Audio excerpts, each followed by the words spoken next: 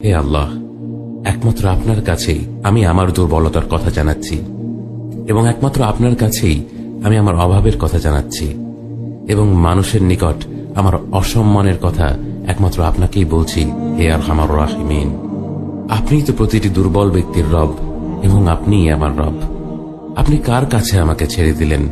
এমন অচেনা মানুষদের কাছে যারা আমার ক্ষতি করতে চায়, নাকি এমন শত্রুর কাছে যাকে আপনি আমার চেয়ে অধিক শক্তি দিয়েছেন?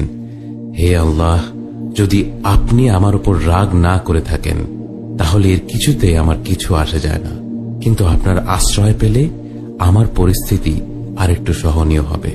হে আল্লাহ, আমি আপনার চেহারার নূরের কাছে আশ্রয় চাই, যা সব অন্ধকারকে উজ্জ্বল করে দিয়েছে, যা দুনিয়া এবং আখিরাতের সব বিষয়ের সংশোধক। আল্লাহ, আপনার রাগ এবং অসন্তুষ্টি থেকে আমি রেহাই চাই। আল্লাহ, এ সব কাজই শুধু আপনাকে খুশি করার জন্য করা এবং আপনি ছাড়া কোনো শক্তি নেই, কোনো ক্ষমতা নেই। ومن أحسن قولا ممن دعا